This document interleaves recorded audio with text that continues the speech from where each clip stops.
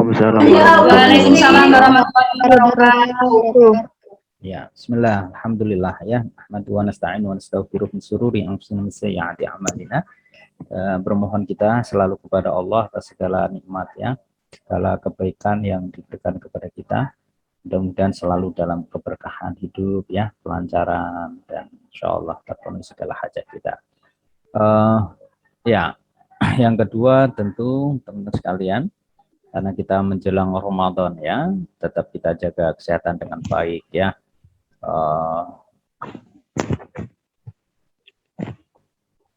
Dan juga apa namanya ya mencoba ya mempersiapkan diri dengan baik segala hal-hal yang kemudian bisa kita maksimalkan, kita optimalkan di bulan Ramadan. Baik, sejarah ya pelaksanaan zakat di Indonesia dan tentu model-model pelaksanaannya kita akan bahas pada kesempatan pagi hari ini. Insya Allah next nanti kita bahas yang tentang zakat ya. Oleh karena itu untuk efektivitas waktu kita serahkan ya kepada kelompok yang pertama untuk mengantarkan bahasan pada kesempatan pagi ini. Sebelumnya mari kita buka dengan bacaan basmalah, semoga lancar semuanya. Bismillahirrahmanirrahim. Bismillahirrahmanirrahim. Ya, silahkan Mbak Mei. Udah Pak Mei? Yang buka saya Ustaz. Ya, Assalamualaikum warahmatullahi wabarakatuh. Waalaikumsalam. Waalaikumsalam warahmatullahi wabarakatuh. Alhamdulillah bil Islam warfa'na bil ihsan ahmadu subhanahu wa ta'ala wa syukuruh. Allahumma sholli wa sallim wa barik ala sayyidina Muhammad wa ala alihi wa sahbihi wa man tabi'ahum bi ihsan ila yaumil Rabbi shrah li sadri wa yassir li amri wahlul 'uqdatam min lisani yafqahu qawli amma ba'd. Yang kami takdimi dan kami muliakan panjenenganipun Al-Mukarram Dr. Ahmad Zainur Rasyid SHIMA yang mengajar mata kuliah hukum zakat dan wakaf Islam di Indonesia, dan para teman-temanku semua yang kami cintai dan kami banggakan. Pertama-tama marilah kita panjatkan puja dan puji syukur atas kehadirat Allah biqaulina alhamdulillahirabbil alamin. Semoga acara di pagi hari ini dapat berjalan lancar. Amin amin ya rabbal alamin. Sholawat beserta salam marilah kita haturkan kepada junjungan Nabi kita Nabi Agung Muhammad sallallahu alaihi wasallam biqaulina Allahumma sholli wa sallim ala sayyidina Muhammad wa ala ali sayyidina Muhammad. Semoga besok kita diakui umatnya dan mendapat syafaatul ummahnya. Amin amin ya rabbal alamin. Di sini saya sebagai moderator akan membacakan acara-acara presentasi di pagi hari ini. Saya sendiri sebagai pembawa acara, adapun pemateri yaitu Mas Ahmad Robi Dananir, Mas Ahmad Amiruddin, Mas Ahmad Roisul Huda, Mas Muhammad Nuh Nurus Sobah, Mas Arfa Sunanta dan Mbak Ani Alwiyah, dan adapun notulis Mbak Ana Fitriani dan Mbak Mediana Wulandari. Kepada nama-nama pemateri yang telah saya sebutkan bisa langsung presentasikan. Waktu dan tempat kami persilahkan.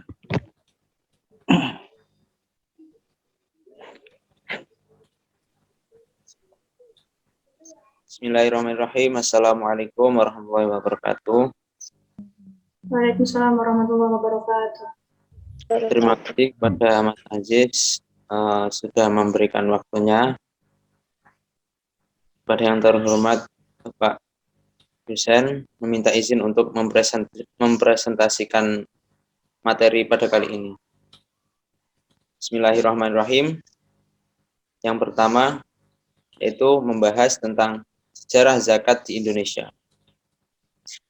Pengelolaan zakat di Indonesia mengalami beberapa fase sejalan dengan perkembangan sosial politik negara.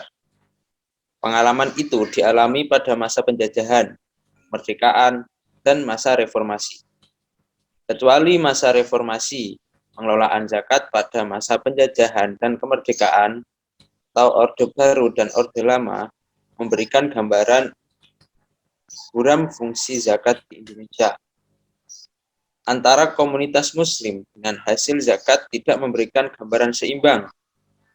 Artinya, Pembayaran zakat mungkin masih bersifat individual sehingga tidak ada data jumlah muzaki atau zakat belum dibayarkan secara baik oleh umat Islam. Dan jika pembayaran zakat pun dilaksanakan, zakat hanya digunakan sebagai karitas, berperan sebagai derma untuk kepentingan sesaat saja. Yang kedua, yaitu pengelolaan zakat pada masa sebelum kemerdekaan, yaitu pada masa Islam atau kerajaan Islam dan pada masa kolonial. Di era ini dapat dibagi ke dalam dua fase, yaitu fase di bawah pemerintahan kerajaan Islam dan fase di bawah pemerintahan kolonial. Pada fase pertama, dapat digambarkan bahwa zakat berkembang seiring dengan perkembangan Islam itu sendiri. Praktek zakat bisa mewujud dalam dua bentuk. Dua bentuknya yaitu dipraktekkan sebagai pajak keagamaan yang dipungut oleh negara dan ada yang dipraktekkan sebagai sumbangan sukarela yang dilakukan umat Islam tanpa melibatkan negara. Pada fase ini, tidak ditemukan regulasi tentang zakat yang dibuat oleh negara atau kerajaan Islam pada masa itu. Dengan demikian, dapat disimpulkan bahwa masyarakat sipil dapat secara leluasa mempraktikkan zakat tanpa intervensi pemerintah. Sebaliknya, pemerintah atau kerajaan Islam sangat mendukung praktek tersebut. Untuk selanjutnya bisa dilanjutkan oleh pemateri yang kedua.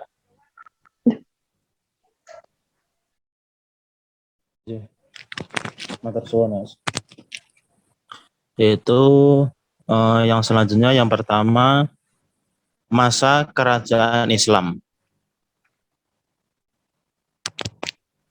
Pengelolaan zakat pada masa kerajaan Islam kemungkinan memiliki spirit modern yang kuat. Zakat dimaknai sebagai sebuah semangat atau spirit yang memanifestasi dalam bentuk pembayaran pajak atas negara. Seorang cendekiawan Muslim kontemporer Indonesia, Master F. Masudi, mengatakan zakat pada mulanya adalah upeti, sebagaimana umumnya berlaku dalam praktek ketatanegaraan zakat zaman dulu. Hanya saja upeti yang secara nyata telah membuat rakyat miskin semakin tenggelam dalam kemiskinannya. Dengan spirit zakat, lembaga upeti itu justru harus menjadi sarana yang efektif bagi pemerataan dan penyejahteraan kaum miskin. Dengan kata lain, lembaga upeti yang semula menjadi sumber kezaliman, dengan spirit zakat harus ditransformasikan menjadi wahana penciptaan keadilan. Slide selanjutnya, Mbak. Yaitu zakat sebagai konsep keagamaan di satu pihak dan pajak sebagai konsep keduniawian di pihak lain. Bukanlah hubungan duniaisme yang dikotomi, melainkan hubungan keesaan. Wujud yang zakat bukan sesuatu yang harus dipisahkan, diperoleh, dan apalagi dipersaingkan dengan pajak, melainkan justru merupakan sesuatu yang harus disatukan sebagaimana disatukan roh dengan badan atau jiwa dengan raga. Zakat masuk ke dalam pajak sebagai ruh dan jiwanya, sedangkan pajak memberikan bentuk pada zakat sebagai badan atau raga. Bagi proses pengejawantahannya, memisahkan zakat dari pajak adalah sama halnya dengan memisahkan spirit dari tubuhnya, memisahkan untuk bentuk dari esensinya. Pemaknaan zakat dan pajak yang sangat modernis semacam itu dapat kita lihat penerapannya pada masa kerajaan Islam Nusantara. Pada masa kerajaan Islam Aceh misalnya, masyarakat menyerahkan zakat-zakat mereka kepada negara yang mewajibkan zakat atau pajak kepada setiap warga negaranya. Kerajaan berperan aktif dalam mengumpulkan pajak-pajak tersebut, dan kerajaan membentuk sebuah badan yang ditangani oleh pejabat-pejabat kerajaan dengan tugas sebagai penarik pajak atau zakat. Pemungutan pajak ini dilakukan di pasar-pasar, muara-muara sebagai yang dilintasi oleh perahu dagang, dan terhadap orang-orang yang berkebun, berladang, atau orang yang menanam di hutan. Karena itulah banyak sekali macam dan jenis pajak yang dilakukan pada setiap sumber penghasilan dan penghidupan warganya. Kantor pembayaran pajak ini pada masa kekuasaan Kerajaan Aceh berlangsung di masjid-masjid. Seorang imam dan kadi atau penghulu ditunjuk untuk memimpin penyelenggaraan ritual-ritual keagamaan. Penghulu berperan besar dalam mengelola keuangan masjid dan bersumber melalui zakat, sedekah, hibah, maupun wakaf. Sebagaimana Kerajaan Aceh, Kerajaan Banjar juga berperan aktif dalam mengumpulkan zakat dan pajak. Pajak tersebut dikarenakan pada seluruh warga negara atau warga kerajaan, baik yang pejabat, petani, pedagang, ataupun lainnya. Jenis-jenis pajak yang berlaku pada masa itu juga bermacam-macam, seperti pajak kepala, pajak tanah, pajak padi per 10, pajak pendagangan emas dan berlian, pajak barang dagangan, dan pajak bandar. Yang menarik dicatat di sini, penarikan pajak terhadap hasil-hasil bumi dilakukan setiap tahun sehabis musim panen dalam bentuk uang atau hasil bumi. Semua ini sesuai dengan praktek pembayaran zakat pertanian dalam ajaran Islam. Selanjutnya akan dilanjutkan pemateri ya.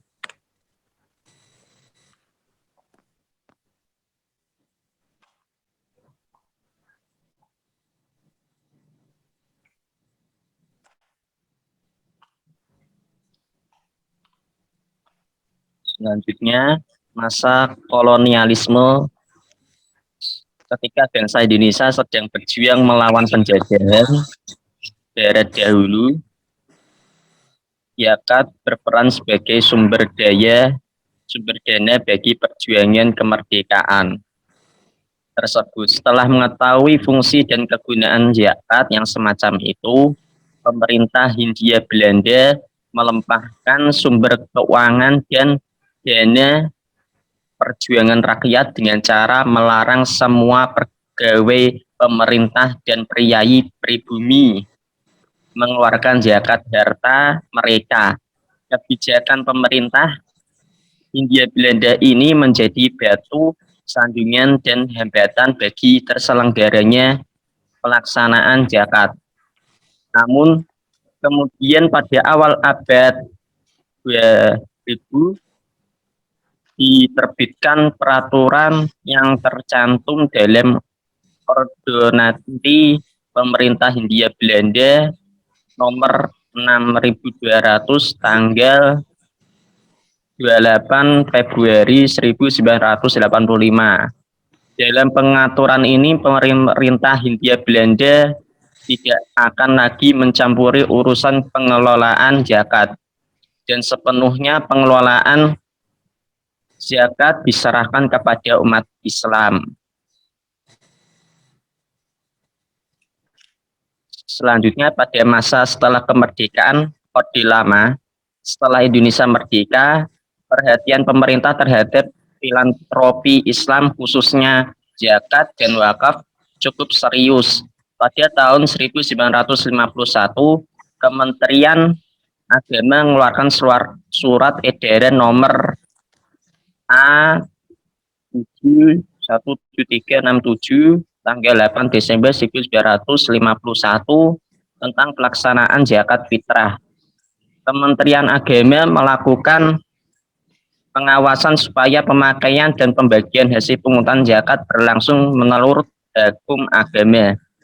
Pada masa Menteri Agama Kiai Haji Saifuddin Zuhri, Kementerian Agama tahun 1964 menyusun rancangan undang-undang tentang pelaksanaan zakat. Dan perancangan peraturan pemerintah pengganti undang-undang tentang pelaksanaan pengumpulan pembagian zakat serta pembentukan mal, namun tidak jelas alasannya. RUU tersebut tidak jadi diajukan kepada DPR. Pada tahun 1967, Kementerian Agama kembali menyiapkan RUU Zakat, tetapi Kementerian Keuangan tidak memberikan persetujuan, sehingga pembahasannya dihentikan. Setahun setelah itu, terbitlah Peraturan Menteri Agama tentang pembentukan Baitul Mal di tingkat pusat, provinsi, dan kabupaten. Rezim Orde Lama memang cenderung kelompok modernis untuk melakukan aktivitas filantropi. Dengan kata lain, pemerintah Orde Lama kurang begitu memberikan perhatian terhadap urusan zakat dan fitrah. Orde Lama agak mirip dengan pemerintah Hindia Belanda, dalam arti menganggap urusan agama adalah urusan pribadi yang tidak perlu diintervensi. Pemerintah memberikan perhatian lebih terhadap pengeluaran zakat dan fitrah dalam bentuk penyiapan peraturan perundang-perundangan atau yang sejenisnya. Selanjutnya akan dilanjutkan pada pemateri lainnya. Terima kasih.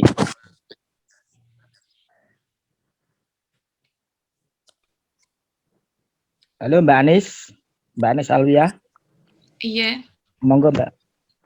masa Orde Baru pada masa Soeharto. Orde Baru di bawah Presiden Soeharto memiliki kepentingan terhadap umat Islam dan zakat menjadi salah satu pintu masuk untuk memperoleh dukungan umat Islam terhadap rezim yang baru terbentuk ini. Oleh sebab itu, tidak heran setelah pidato Presiden Soeharto pada tanggal 22 Oktober 1968 dalam rangka peringatan Isra Mi'raj di Istana Negara dibentuklah Badan Amil Zakat, Infak, dan Sedekah atau BAZIS. Kartu zakat dimainkan oleh rezim Orde Baru dalam rangka mendukung ideologi pembangunannya. Dengan demikian, pada saat yang sama sebetulnya rezim Orde Baru menyetujui dan mendukung Islamisasi masyarakat hingga ke akar rumput, bahkan dalam taraf tertentu Islamisasi negara atau pemerintah. Hal ini dilakukan menurut MC Reflex dengan tujuan untuk yang pertama memperkuat kontrol sosial, yang kedua menghilangkan pengaruh komunis, yang ketiga memperkecil pengaruh NU karena NU dianggap sebagai pesaing pemerintah di tingkat akar rumput hingga tahun 1980-an. Pada tanggal 3 Maret 1984 dikeluarkan Instruksi Menteri Agama nomor 2 tahun 1984 tentang infak Rp1.000 selama bulan Ramadan. Yang pelaksanaannya itu diatur dalam keputusan Dirjen Bimas Islam dan Urusan Haji nomor 19 tahun 1984 tanggal 30 April 1984. Kemudian pada tanggal 12 Desember 1989 dikeluarkan Instruksi Kementerian Agama nomor 16 tahun 1989 tentang pembinaan zakat, infak, dan sedekah. Lalu kemudian pada tahun 1991 dikeluarkan keputusan bersama Menteri Agama dan Menteri Dalam Negeri nomor 29 dan 47 tahun 1991 tentang pembinaan Badan Amil Zakat, infak, dan sedekah yang kemudian ditindaklanjuti dan Instruksi Menteri Agama nomor 5 tahun 1991 tentang pedoman pembinaan teknis Badan Amil Zakat, Infak, dan Sedekah, dan Instruksi Menteri Dalam Negeri nomor 7 tahun 1998 tentang pembinaan umum Badan Amil Zakat, Infak, dan Sedekah. akomodasi terhadap Islam yang dilakukan oleh rezim Orde Baru banyak dipengaruhi oleh ICMI, Ikatan Cendekiawan Muslim Indonesia. Lembaga ini pula yang berusaha untuk memadamkan lembaga-lembaga zakat. Buktinya bisa dilihat dari berdirinya Dompet Duafa Republika. Pada masa harmonisasi hubungan pemerintah Orde Baru dengan Islam, ini berkembang pula ke lembaga-lembaga filantropi Islam dan gagasan-gagasan pengembangan zakat seperti ide tentang zakat profesi dan zakat penghasilan. Meskipun demikian, sebagian umat Islam merasa bahwa keberpihakan rezim Orde Baru masih setengah happy dikarenakan posisi Basnas hanya sebagai wadaya masyarakat dan bukan organisasi pemerintah atau semi pemerintah. Selanjutnya akan dibacakan oleh pemateri.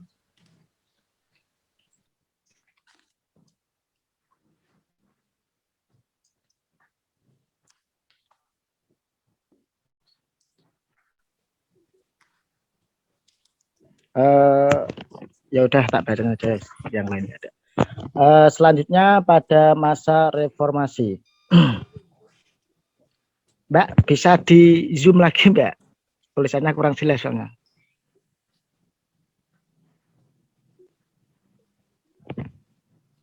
Bentar.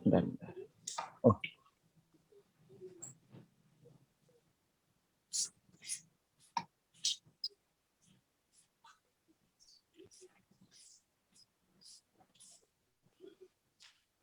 Selanjutnya pada masa reformasi yaitu terbentuknya kabinet reformasi yang memberikan peluang baru pada umat Islam, yakni di mana kesempatan emas untuk kembali menggulirkan wacana RUU pengelolaan zakat yang sudah 50 tahun lebih diperjuangkan. Komisi 7 DPR RI yang bertugas membahas RUU tersebut, penggodaan RUU memakan waktu yang sangat panjang. Hal itu disebabkan perbedaan visi dan misi antara pemerintah dan anggota DPR. Satu pihak menyetujui apabila persoalan zakat diatur berdasarkan undang-undang. Sementara pihak lain tidak menyetujui dan lebih mendorong supaya pengaturan zakat diserahkan kepada masyarakat. Pada tahun 1999 Undang-Undang Nomor 38 Tahun 1999 tentang pengelolaan zakat dikeluarkan oleh pemerintah. Pemerintah bersama Dewan Perwakilan Rakyat berusaha memajukan kesejahteraan sosial dan perekonomian bangsa dengan menerbitkan Undang-Undang Nomor 38 Tahun 1999 tentang pengelolaan zakat. Kemudian dikeluarkan pula Keputusan Menteri Agama Nomor 581 Tahun 1999 tentang pelaksanaan Undang-Undang Nomor 38 Tahun 1999 dan Keputusan Direktur Jenderal Bimas Islam dan Urusan Haji Nomor D/291 Tahun 2000 tentang pedoman teknis pengelolaan zakat.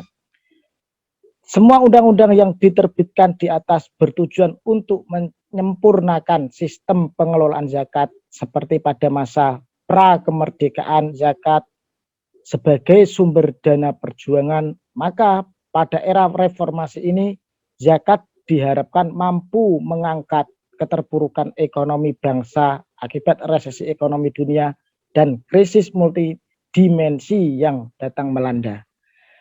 Bahkan sebagian pihak menilai bahwa terbentuknya undang-undang pengelolaan zakat di Indonesia merupakan catatan yang patut dikenang oleh umat Islam selama periode Presiden B.J. Habibie.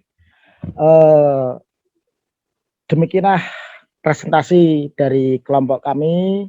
Selanjutnya yakni sesi tanya jawab. Kami persilakan kepada teman-teman semua.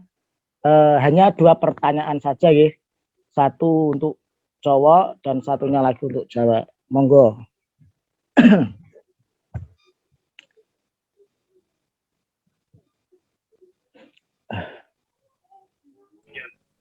Ya. Nah, screen-nya di stop dulu enggak apa-apa Mbak Mai.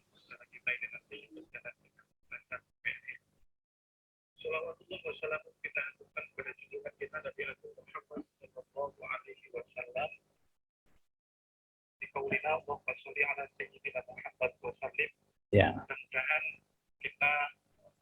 Silahkan teman-teman sekalian, mumpung ditunggu kelompok Mas Aziz Mbak Mai ini ya. Oh, para pakar sejarah wakaf.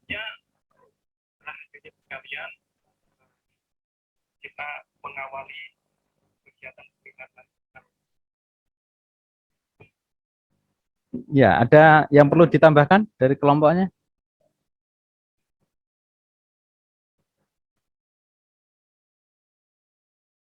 Sambil menunggu mungkin pertanyaan-pertanyaan ya.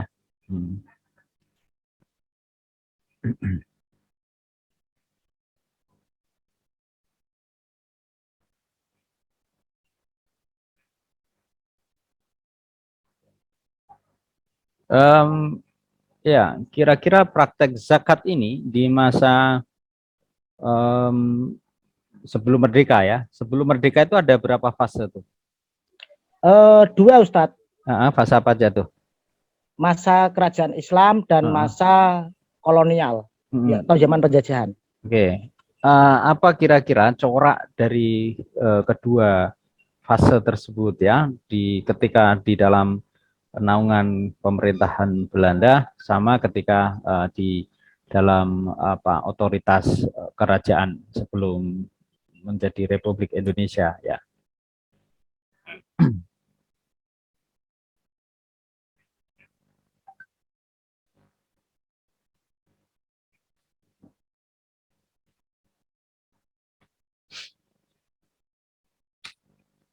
Coraknya apa ya? Kira-kira yang agak membedakan gitu ya, ketika di dalam pengelolaan Hindia Belanda dan ketika di dalam tata kelola ya yang di naungan ya dari pemerintahan kerajaan di Indonesia ya.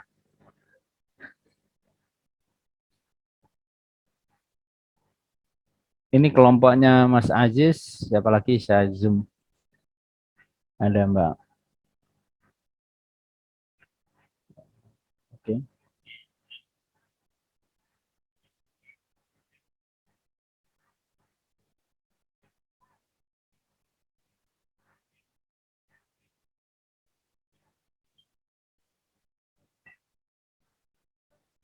Ada 9 ya.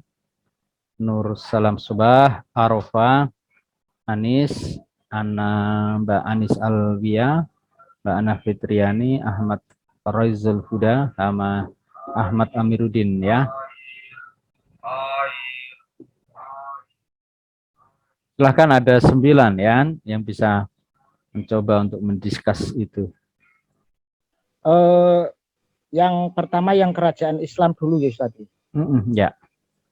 Mungkin dulu ya pada masa kerajaan Islam itu kayak upeti Ustaz. Upeti itu ditarik dari kerajaan ke rakyatnya itu sebagai istilahnya kayak pajak Ustaz. Nah, pajak itu mungkin diserahkan nanti suatu saat diserahkan kepada rakyat yang membutuhkan gitu Ustaz. Istilahnya ya kayak kalau bilang bahasanya ya apa ya? Apa ya? Istilahnya saya bingung mau bilang kayak zakat gitu Ustaz. Yeah. Terus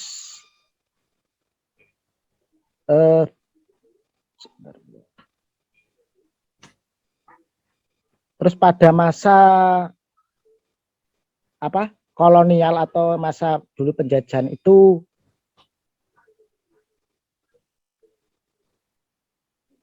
mungkin fasenya sama Ustadz ya. Karena dulu kan soalnya zaman penjajahan dulu rakyat Indonesia itu kan masih dijajah. Nah, dari mereka pihak kolonial ada yang mungkin istilahnya menarik pajak Ustadz gitu. Dari rakyat-rakyat terus itu dikumpulkan gitu Ustadz. Ya istilahnya kayak upeti ya. iya.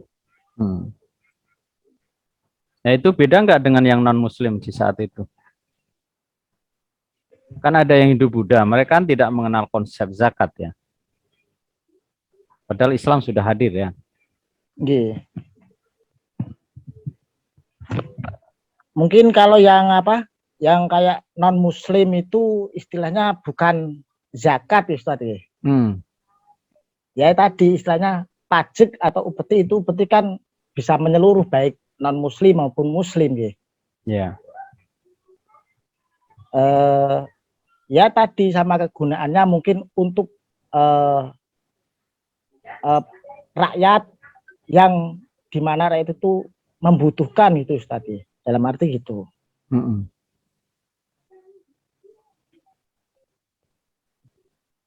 Ya, sekali lagi ngapunten Ustaz nak jawabannya. Enggak apa-apa, memang harus dijawab. Enggak ada yang salah kan, belajar bersama itu enggak ada yang salah.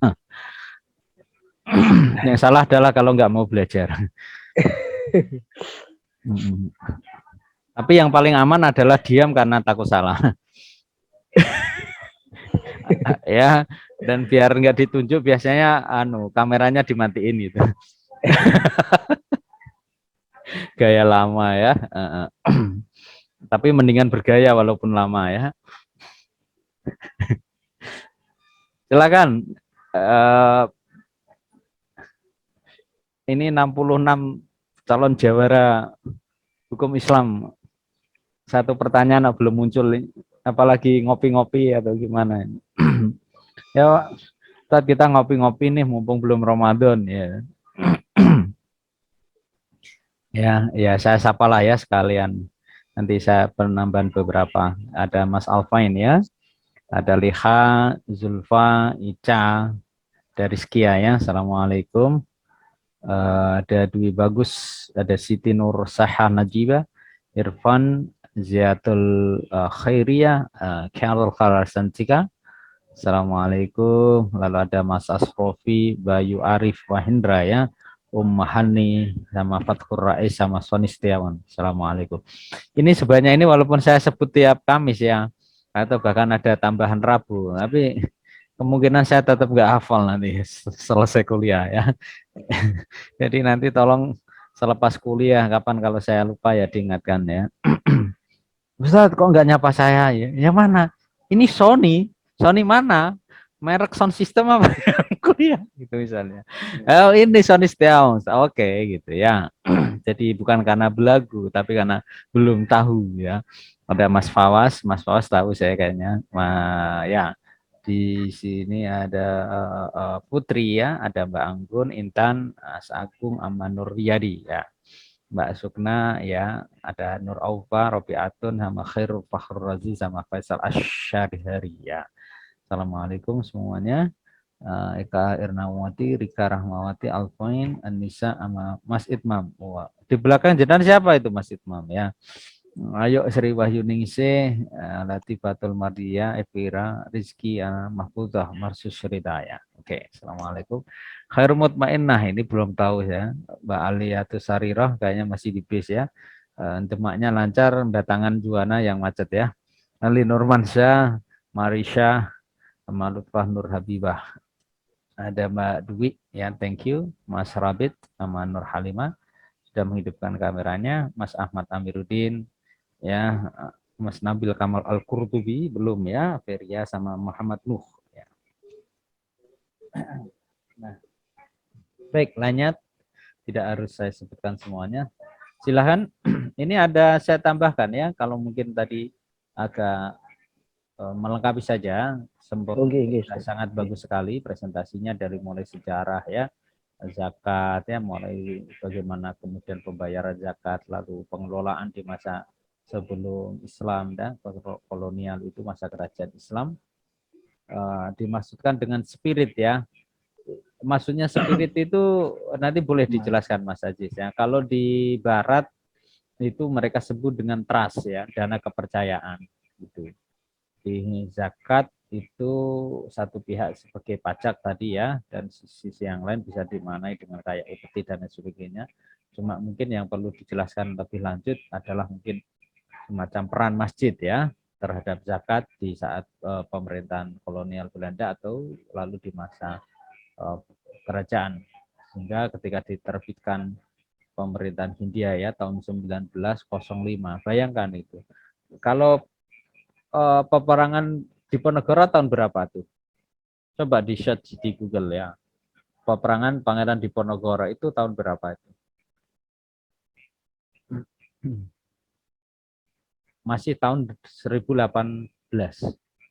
Artinya di situ berarti peperangan yang sudah berlanjut lama yang melawan kolonial Belanda baru di akhir-akhir 1900-an itu baru kemudian diterbitkan berbagai hal ihwal tentang pengelolaan zakat. Ya.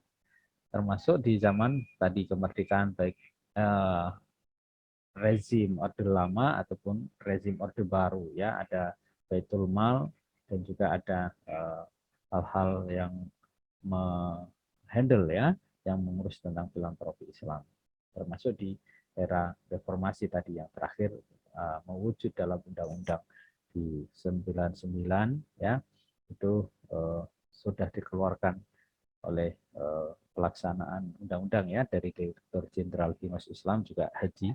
Kebetulan tahun ini ada beberapa teman dekat ya yang diangkat untuk di Kementerian Agama untuk mengurusi haji dan bidang filantropi Islam.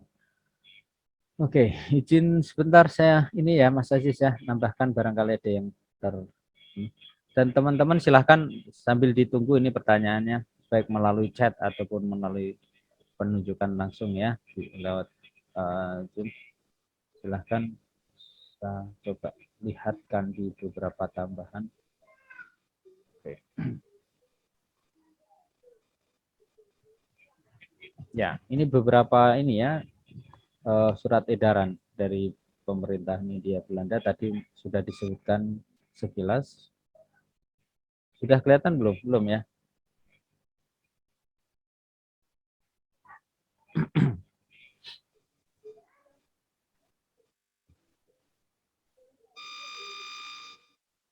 Ya. Ini yang beberapa ya dikeluarkan surat edaran sebelum yang 1905 ya, itu ada 1901 untuk mengurangi jumlah dana masjid dan peringatan ya untuk tidak menggunakan ini untuk tujuan lain. Jadi konteks ini sebenarnya nanti berkembang ke zaman sekarang karena nanti beberapa pertanyaan ya saya coba confirm dan kita diskusikan. Surat edaran rahasia nomor 1904 ya tentang penyalahgunaan dana masjid, menganggap sepele penerapan peraturan dan juga peraturan biaya nikah, penggunaan uang zakat ya. Nah, ini yang tadi oleh kolonial Belanda dan zakat fitrah yang dikelola oleh dana masjid. Surat edaran 5 pengelolaan dan penggunaan dana masjid dan uang yang dimasukkan dalam dana masjid. Ini surat edaran yang dikeluarkan oleh pemerintahan kolonial Belanda atas saran Senok Grogelnya. Dan kita masih mengingat ya, Senok Grogelnya itu memang seorang yang sangat piawai di dalam ajaran Islam, walaupun dia sendiri lebih dikenal sebagai seorang orang Barat ya, yang sengaja mempelajari Islam untuk kemudian mencari ciri celah dari Islam itu sendiri. Nah, ya mungkin dalam kriteria kita orang-orang munafik tentu ya. Tapi kalau kita lihat di sini fase di bawah pemerintahan kolonial Belanda ya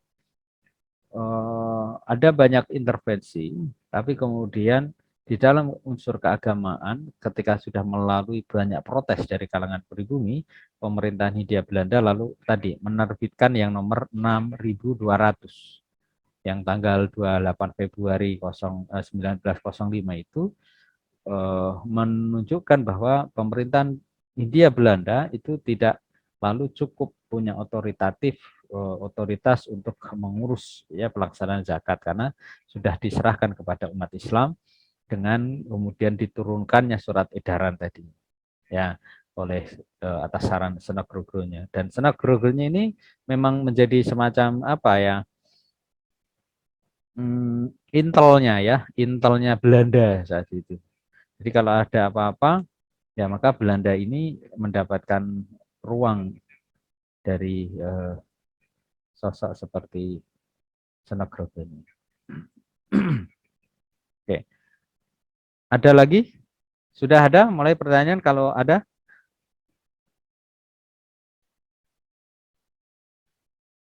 Ya. Nah, tambahannya lagi, teman sekalian, ini pertanyaan lanjut ya, nanti diskusinya tidak harus tuntas, tapi ini menjadi stimulan bagi teman-teman nanti untuk mendiskusikan di kelanjutannya. Ya, kira-kira kalau tadi di surat edaran tahun 1901 ya, Mas Ajis, Mbak Mei ya, pada bulan Agustus itu perintah mengurangi jumlah dana masjid untuk penggunaan tujuan lain, seperti renov jembatan dan renov jalan. Nah, ini kalau dalam konteks pemerintahan sekarang, ya, silakan Mas Amarudin, Mas Robi, dan lainnya mendiskusikan kita bareng. Kalau kemudian dana zakat kita, rakyat Indonesia, dipakai pemerintah untuk memberikan subsidi listrik, membangun tol, ya, di pemerintahan Jokowi Amin Ma'ruf sekarang ini, bahkan dipakai untuk membangun infrastruktur tadi seperti jembatan dan sebagainya, kira-kira bagaimana? Nah, ini artinya mengkontekskan ya kesejarahan dulu pemerintahan Hindia Belanda dengan kemudian pemerintahan kita Republik Indonesia di tahun 2020 sekian ini kan zakat mulai dikuasakan oleh pemerintah, walaupun formnya itu sangat berbeda gitu. Tapi esensinya sampai tadi keluar ya, ada edaran betapa kemudian dana-dana umat itu tidak dipakai untuk, tidak boleh untuk pembangunan jalan, jembatan dan lain sebagainya. Kira-kira bagaimana ini Mas Aziz, Mbak Medan, mungkin teman-teman yang lain bisa mendialogkan.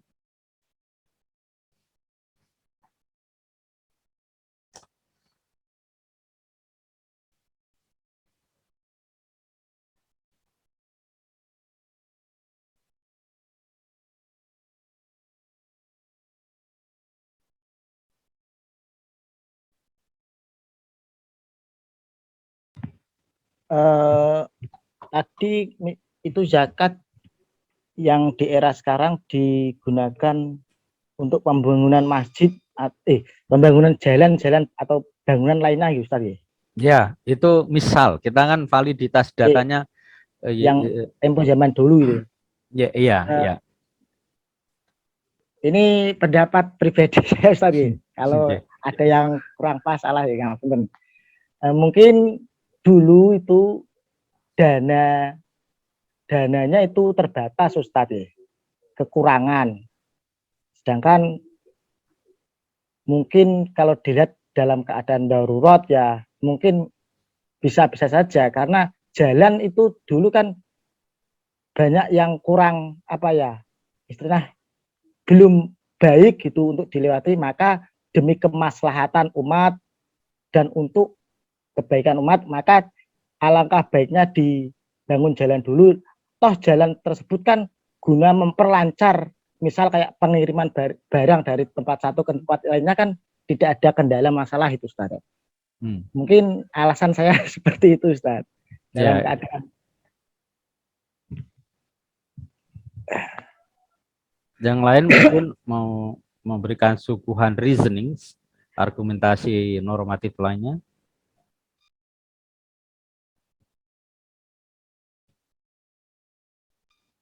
Soalnya saya nggak pakar sejarah, Ustaz.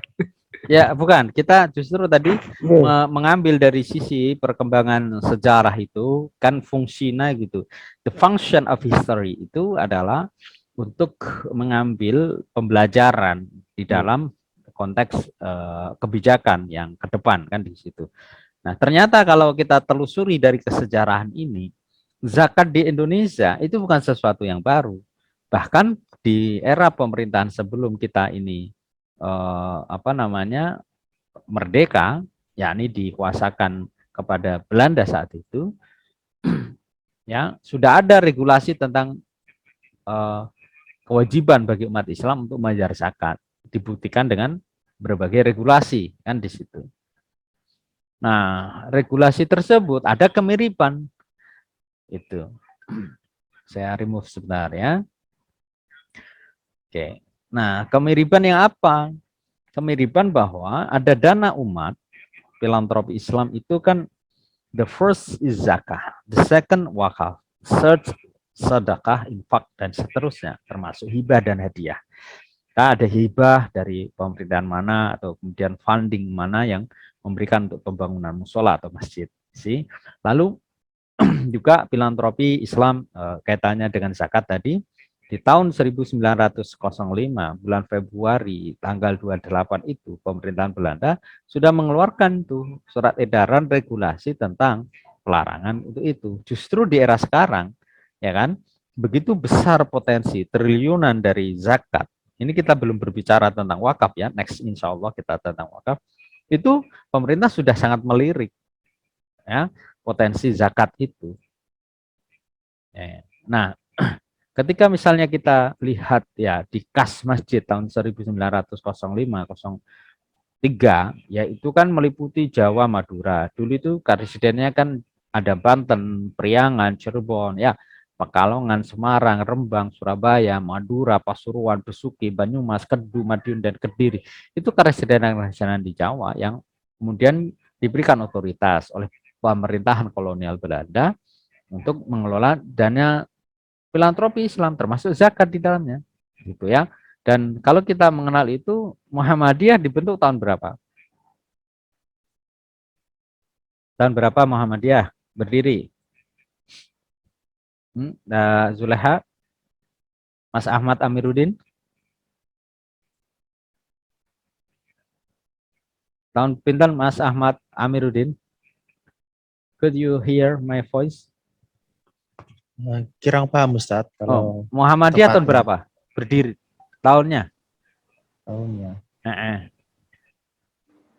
NU 2002. NU tahun berapa? Hubul waton minal iman 26 Ustaz. Nah, 26 ya. Oke, kalau begitu Muhammadiyah itu bersamaan dengan teorinya Einstein, Albert Einstein. Tahun berapa tuh, Mas? 1912. 1912. Di saat Indonesia itu masih pertama bergumul dengan organisasi ya Muhammadiyah itu sebagai organisasi modern, Einstein itu menemukan teori-teori ya fisika saat itu, termasuk teori yang mangga jatuh ke bawah itu apa? Teori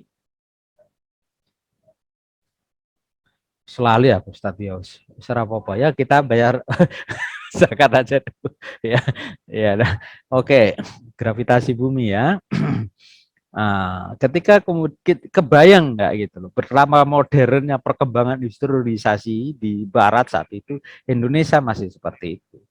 Ya, nah kalau sekarang ini, ya Mas Aziz, ya Mas Robit, kita ini mau mengelola zakat yang agak modern, itu di luar itu sudah sangat luar biasa sebenarnya dari sisi mekanik teknis. Ya, kalau dari spirit relatif hampir sama. Saya lupa mengatakan di mana, tapi kalau misalnya saya sudah mengatakan, ya anggap aja sharing gitu ya. Teknologi-teknologi yang dikembangkan di Barat 20 tahun yang lalu, itu lagi mulai semarak rame tahun-tahun belakangan ini di Indonesia. Ya, bulldozer, ya, crack untuk pembangunan gedung-gedung tinggi, dan seterusnya itu di daerah Jawa Tengah, Surabaya kan baru agak semarak.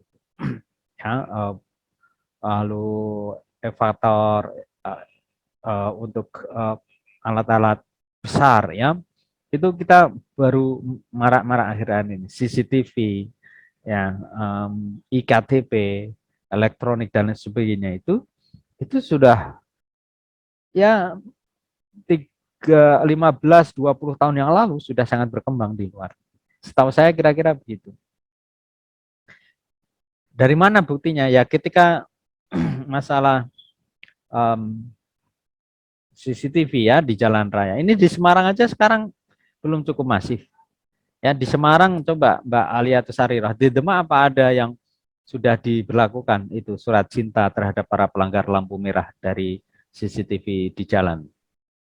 Ada enggak itu? Di Trengguli ya, nggak ada ya? Karangtengah ada enggak itu di alun-alun Demak?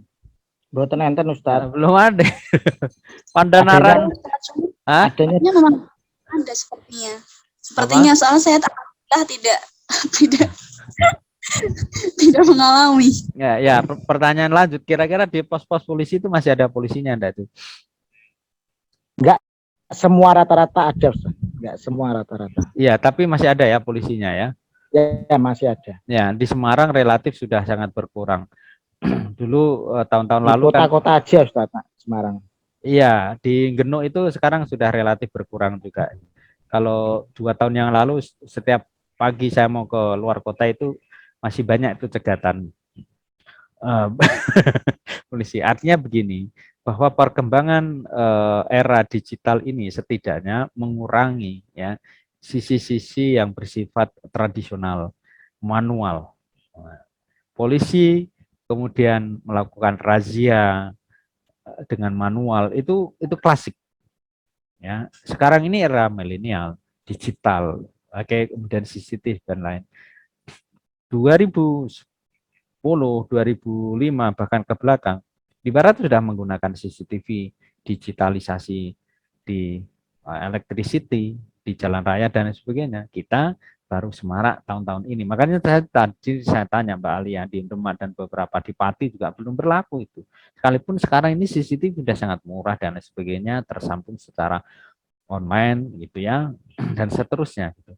Nah, di dalam pengelolaan wakaf, di dalam pengelolaan zakat, ini juga mengalami kira-kira 10-20 ini kemundur ke belakang secara teknik pelaksanaan, bukan spirit keagamaannya. Ya. Nah, ini hemat kita kalau melihat tadi dari ulasan ya, teman-teman presentasi Mas Aziz dan teman-teman lainnya, Mbak Mai itu, betapa kemudian dari tahun 1905 atau 1901 tadi itu, sampai sekarang 2022 itu berarti sudah berapa lama?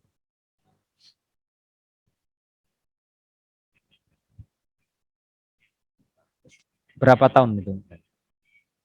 Yang matematikanya bagus ya? Alia Ustaz. Ya, 1900 terus 2022. Berarti berapa tahun? 122 Ustaz.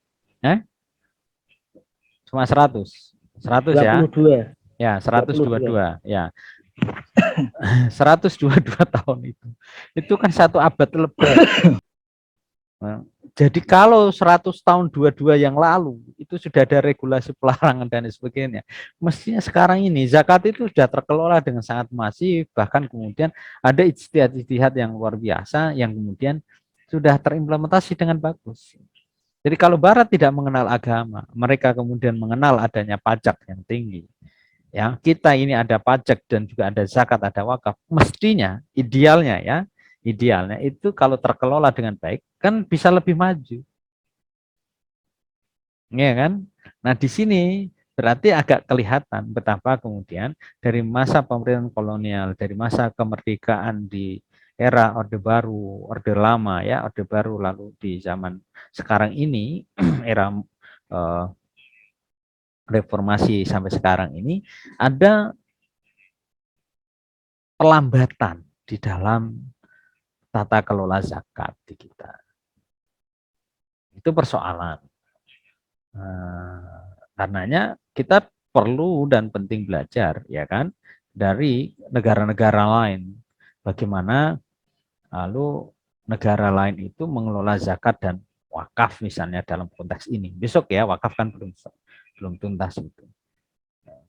Kalau dilihat di silabusnya ini kan kita bisa melihat dari pengembangan potensi las ya, nanti setelah sejarah wakaf dan juga zakat, lalu ada instrumen ya sebagai pengentasan, model-model pendayagunaan, peraturan pendayagunaan zakat dan wakaf, dan juga pengembangan kayak konsep ini di era sekarang ini. Nah, itu berarti sudah 100 tahun ini berkembang, itu belum cukup berkembang-kembang amat gitu kira-kira simpulan sementara ini.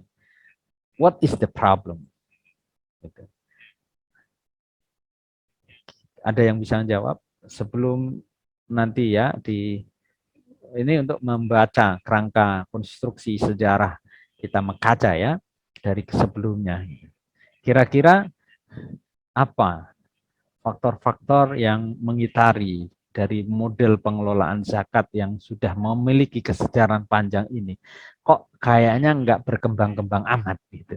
Selain nanti ya di next meeting kita akan mencoba menyorot dari sisi-sisi tata kelola, tata manajemen, pendaya gunaan, model dan sebagainya begitu. Kira-kira mentions 1 until 3 lah ya, points. Kira-kira apa? Tadi Mas Amaruddin sudah, ya Mbak Dwi, Ayu Fatmawati, kira-kira apa? Iya, Ustadz. Apa? Mungkin dari pengelolanya sendiri, Ustadz, kan kebanyakan masyarakat itu banyak yang belum tahu tentang bagaimana sih cara pengelolaannya zakat itu. Nah, di sini tuh saya rasa di Indonesia sendiri itu masih banyak pengelola zakat yang itu jumlahnya masih minim. Jadi zakat-zakat yang ada di Indonesia ini belum bisa berjalan secara maksimal. Begitu Ustadz kalau dari saya. Oke, good point ya. Ya, poinnya ini jenengan di mana Mbak? Perpus atau di rumah? Nggih, di perpus Ustadz. Perpus Unisula kah? Nggih. Oh, sofanya bagus ya. Nggih Ustadz, nanti pinjam sofanya. Oh, pinjam. Iya ya, mumpung pinjam ya sekalian yang bagus begitu. Nggih Ustadz, mumpung ada Ustadz. Iya, mumpung ada. Oke. Ini Mbak Ummahani Lailil Muna ya. Masih join di kelas Mbak Ummahani? Soalnya lagi pinjam kolam renang dia ini. Iya Ustadz. Iya, tadi Mbak Dwi salah satu ya, one of the factors ya, influence satu stagnasi ya, atau tidak berkembangnya zakat dari kesejarahan hingga sekarang ini 102 tahunan lah ya. Itu kira-kira apa misalnya? Selain tadi, kalau Mbak Dwi lebih menyoroti pengelola gitu. Pengelola zakat.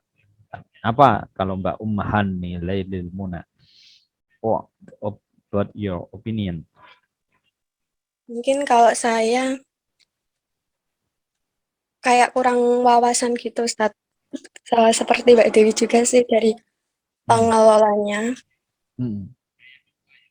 Ini ada yang ngelola zakat enggak? Gabung-gabung gitu di lembaga ada?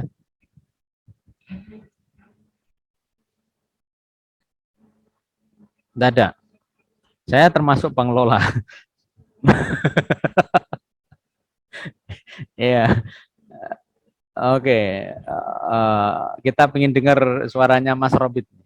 Nah, apa Mas Robit kira-kira? Menurut jenengan apa nih? Menurut tadi Mbak Ummahani ya, inilah orangnya gitu, kurang wawasan gitu, kurang rekreasi.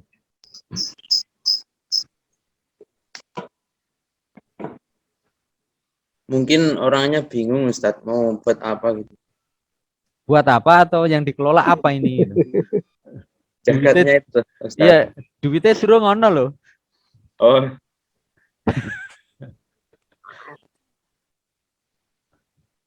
Bingung ya. Nah, kebingungan itu faktornya manusia kah?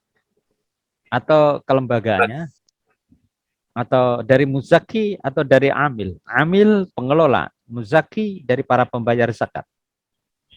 Mana?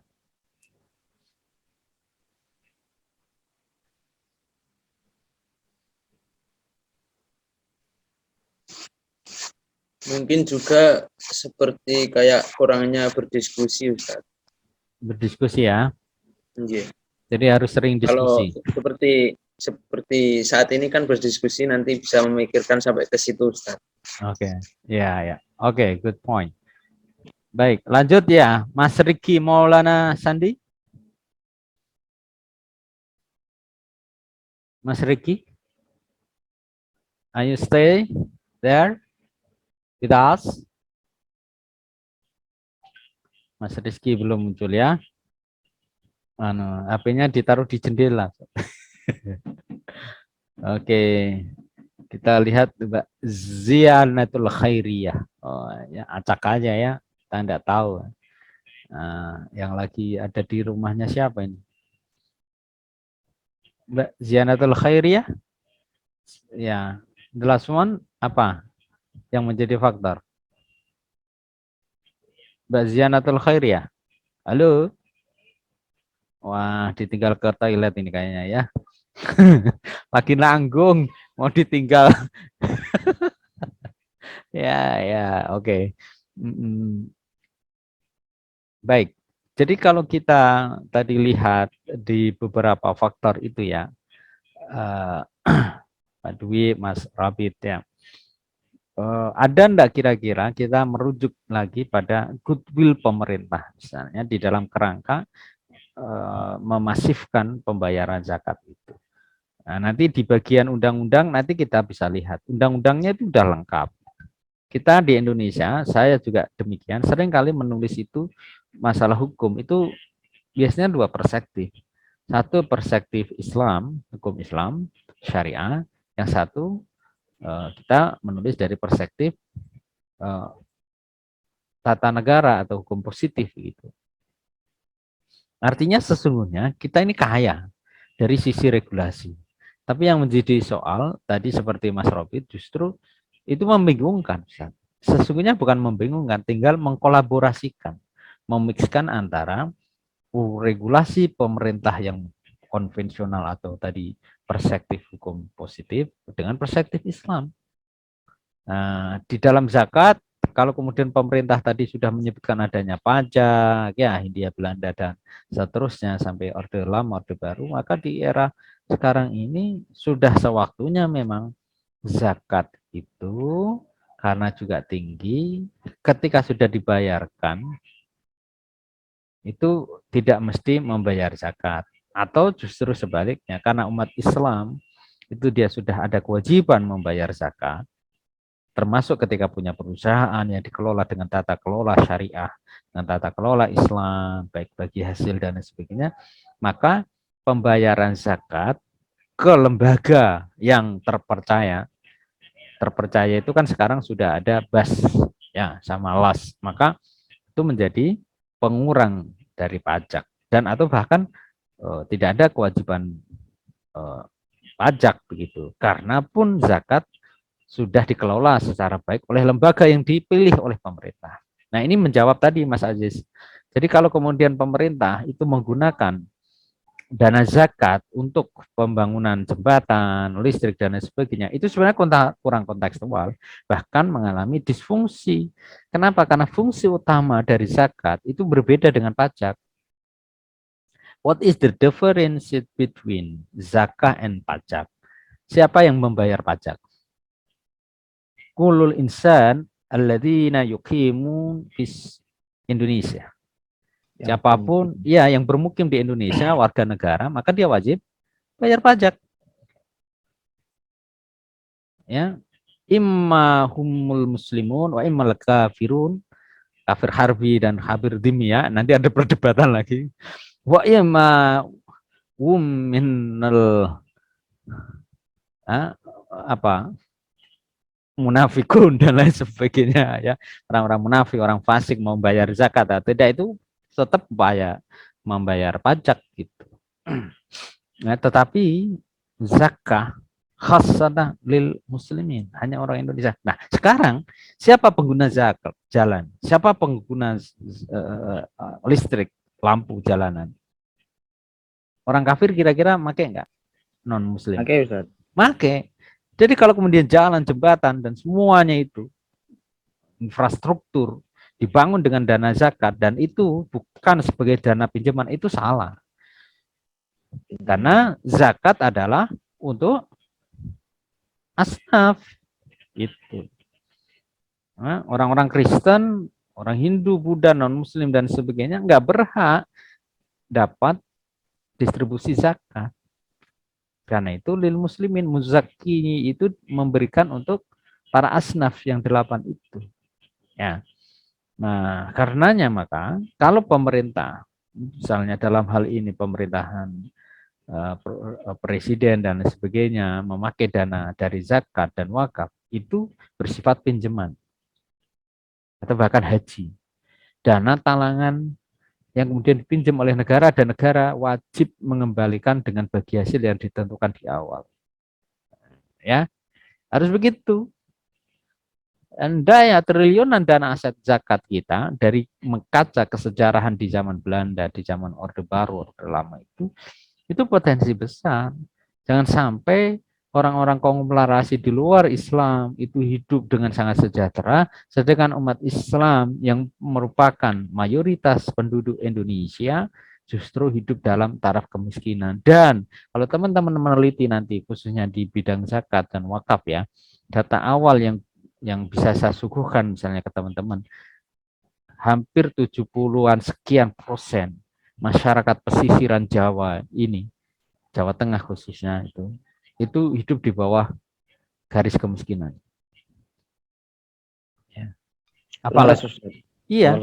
Apalagi kalau standarnya miskin sekarang kita tambah, yang sulit mengakses minyak goreng, tambah banyak lagi. Ya. Oke. Ini hari bawang putih itu 30.000. Aji mumpung Ustadz itu. Nah, minyak biasanya 14 atau 13,5 per liter. Sekarang 25. Paruhnya, dan itu barang juga relatif tidak mudah. Bawang putih juga demikian. Itu belum lagi kalau saya sebutkan tentang material ya. Besi, semen, ya, jaringan. Wah, makin banyak itu. Makanya gimana ini Ustaz? Ya kembali ke alam lah yang mau nikah-nikah itu. Ya, nggak usah pakai sabun, ya sabunnya pakai abu gosok. Ya, nggak usah pakai minyak goreng, pakainya pasir panas ya untuk goreng kerupuk dan lain sebagainya. Itu kembali ke api ya, kalau nggak usah pakai gas ya, pakainya ya serabut itu dari selepan ya, dari kayu-kayu bakar gitu. Makin kosong semua. Ya, tapi itulah pilihan. Tapi saya yang kemudian bisa share inspirasi, saya kira pertama yang bisa kita lakukan ya, teman-teman misalnya satu ya, kalau di rumah kalau bisa listrik itu kalau habis dipakai langsung dimatiin.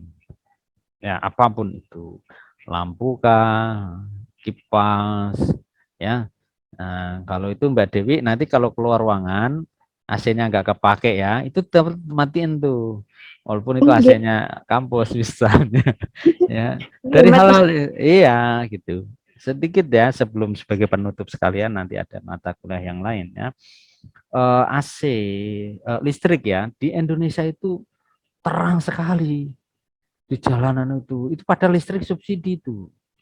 Di barat yang kita agak paham ya, itu redup itu di jalan-jalan. Tapi kriminal itu ya nggak banyak.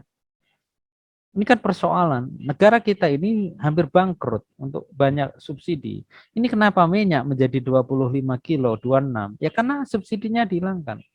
Menteri Perdagangan banyak di tanda petik ya, diomongin. Agak kasarnya dihujat karena tidak bisa mengendalikan mafia-mafia minyak. Ya, ini kan aneh. Ya, dulu saya menyaksikan bis itu kalau saya mau ke Pati sebelum saya mengajar di Unisula itu bukan bisnya yang nungguin saya ya, gini, halte bus Semarang ini kan kita punya Trans Semarang dan lain sebagainya, itu kan baru ya. Dulu bis-bis dari Pedurungan, bis Jepara itu kan kalau ngebut seenaknya sendiri kan, apalagi kalau mau kejar setor, penumpang itu kayak kambing. Nggak peduli, pokoknya kejar. Ya tak prak gitu. Ya, maksudnya kayak kambing itu suaranya nggak dipedulikan. Di sana ya begitu kita ada bis itu halte itu sudah ada schedule-nya dan tidak ada yang kenceng-kencengan. Kayak Trans Semarang itu kadang saya juga heran gitu. Sopir-sopirnya kan dibayarin oleh negara, oleh Pemda. Kenapa sih masih kayak kejar setoran gitu? bahwa penumpang masih ugal-ugalan. Kita saksikan juga Transjakarta, seringkali tabrakan, sudah ada lajurnya sendiri. Ini kaitannya dengan subsidi tadi itu, dana umat dan pajak. Ketika kemudian di negara yang maju, pajak udah dikuasakan kepada negara, dipakai kembali kepada rakyatnya. Jadi bis itu sesuai schedule, jam 8 tit. Nanti kalau sudah penumpang, udah jalan. Kalau telat, tunggu aja yang belakang. Nanti 5-10 menit ada bis lagi. Jadi sopirnya itu dengan tenang, tanpa dikejar setoran, karena milik negara. Nah, di kita enggak. Listrik itu betul agak redup, tapi jarang ada pematian, pemadaman. Karena ada kesadaran masyarakat. Teman-teman lampu habis dihidupin, matiin aja lagi gitu. Gak usah mentor-mentor ya. Wah, itu seakan ini. Termasuk air. Ya, mungkin karena ya Demak, Kudus ini kan airnya berlimpah ya, apalagi yang timurnya Kudus itu airnya berlimpah sampai sawahnya nggak bisa ditanemin ya. Sayong, Ustaz. Oh, sayong apalagi itu. Sungai terpanjang di dunia ya, sampai ke Kudus itu. Nah, saya mencuci mobil ya dengan air seperti PDAM itu di rumah kontrakan atau apartemen kami sendiri dulu, itu masih melihat kanan kiri. Kalau saya berhamburan pakai air, maka nanti ada masyarakat yang melapor. Itu nomor sekian rumahnya dengan nama ini berlebih dalam penggunaan air. Kita loh nyuci mau pakai apa itu hamburan. Kemudian listrik juga demikian.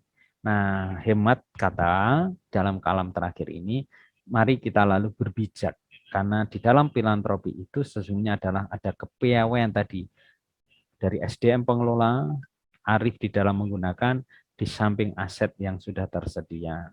Indonesia itu sangat kaya raya, tapi jangan sampai oleh penghuni langit kita dinilai sebagai para penghuni dunia, penghuni bumi yang terlalu memubazirkan dan tak mengelola dengan bijak. Sehingga keberkahan-keberkahan yang ada di bumi itu kemudian perlahan dicabut oleh yang memiliki alam semesta ini. Ya, oke, saya kira itu ya, mengkaji dari kesejaraan zakat. Insya Allah ini baru episode pertama. Ya, episode kedua nanti kita akan lanjut kembali di yang wakaf ya, insya Allah next next meeting ya. Terima kasih Mas Aziz, Mbak Mai dan teman-teman yang lainnya, ada 9 bersaudara tadi ya yang sudah mempresentasikan dengan sangat bagus. Kurang lebihnya mohon maaf, kita tutup ya dengan bacaan hamdalah. Alhamdulillah. Alhamdulillahirabbil alamin. Terima kasih Ustadz. Matur suwun. Terima kasih Ustadz. Kita tutup ya. Ya. Assalamualaikum warahmatullahi wabarakatuh. Waalaikumsalam warahmatullahi wabarakatuh. Terima kasih Ustadz. Oke, sih ya.